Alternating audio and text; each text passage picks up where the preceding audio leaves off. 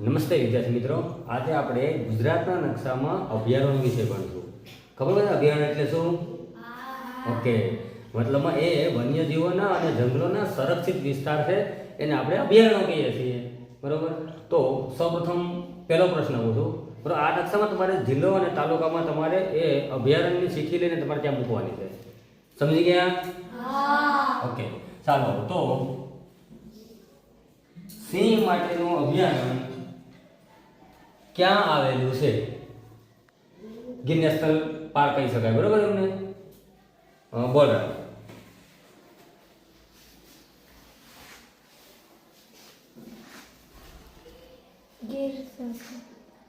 Okay, સરસ. જુનાગઢમાં આવેલું, સાસણગીરમાં આવેલું ગીર નેશનલ પાર્ક.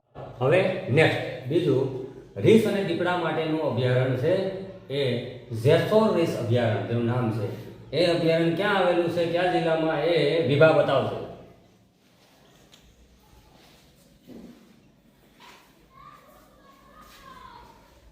સરસ, અમીરગઢ ખાતે. Very good.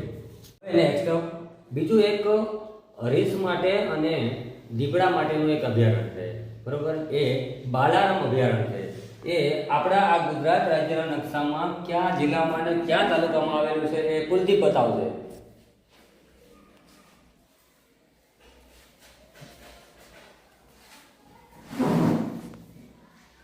સરસ, પાલનપુર ખાતે. સરસ. ચાલો હવે આગળ નેક્સ્ટ પ્રશ્ન. રતનમહાલ રીંછ અભયારણ્ય આવેલું છે. બરોબર, એ આ નકશામાં ક્યાં આવેલું છે એ માનવી બતાવશે.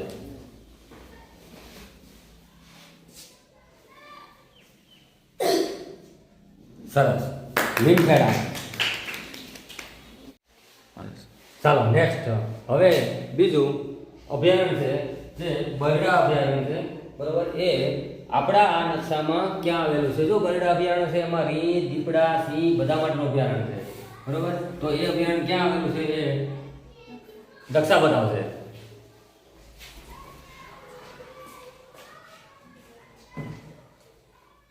સરસ, રાણાવામાં આવેલું, પોરબંદર જિલ્લો. બરોબર. ચાલો ત્યાર પછી સુરખાબ માટેનું છે અભયારણ્ય. બરોબર, પક્ષી માટે સુરખાબ અભયારણ્ય. સુરખાબ અભયારણ્ય આપણા નકશામાં ક્યાં આવેલું છે એ લક્ષ્મી બતાવશે.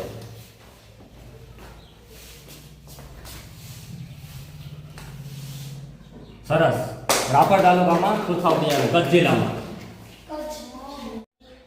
ચાલો ત્યાર પછી નેક્સ્ટ પક્ષી માટેનું અભયારણ્ય છે. બરોબર, એ અભયારણ્ય નળ સરોવર, અને બહુ વિદેશી પક્ષીઓ પણ ત્યાં આપણે અહીંયા પ્રવાસી તરીકે, મહેમાન તરીકે આવે છે. એ નળ સરોવર અભયારણ્ય છે, એ આપણા નકશામાં ક્યાં આવેલું છે એ અંજની બતાવશે.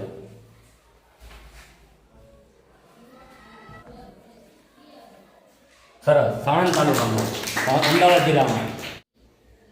ચાલો પછી એક આપણા બાજુના જિલ્લામાં પણ એક અભયારણ્ય આવેલું છે.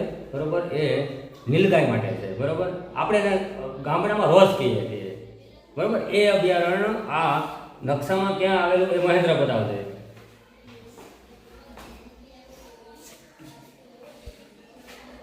સરસ, વેળાવદર. બરોબર, ભાવનગર જિલ્લામાં. ચાલો નારાયણ સરોવર. બરોબર, નારાયણ સરોવર અભયારણ્ય આવેલું છે, એ આપણા નકશામાં ક્યાં આવેલું છે એ બતાવશે કુલદીપ.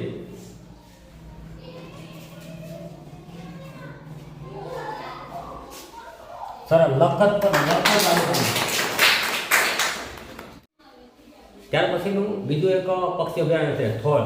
થોળ પક્ષી માટે અભયારણ્ય, જ્યાં સુરખાબ, બતક એ બધું પણ આવે છે. તો એ થોળ પક્ષી અભયારણ્ય છે, આપણા નકશામાં ક્યાં આવેલું છે એ રાજ બતાવશે.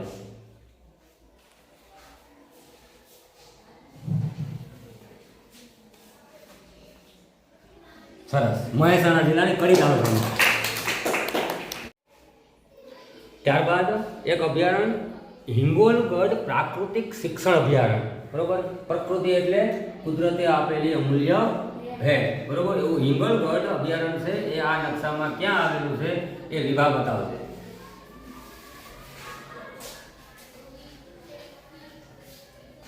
સરસ, જસદણ તાલુકામાં, રાજકોટ જિલ્લો. નમસ્તે વિદ્યાર્થી મિત્રો, જો આ તમે જે અભયારણ્ય વિશે આ નકશામાં સમજ્યા છે એ બધાને સમજાઈ ગયું છે? તો અભયારણ્યો વન્ય અને વન્યજીવોના રક્ષણ માટે થઈ અને આ અભયારણ્યો આવેલા છે અને અભયારણ્ય વિશે આપણે વિગતવાર સમજાશે. બરોબર, તો આ વિડીયોને જોવું, લાઈક કરવું અને સબસ્ક્રાઇબ કરવું. બરોબર, સબસ્ક્રાઇબ કરવાનું ભૂલતા નહીં.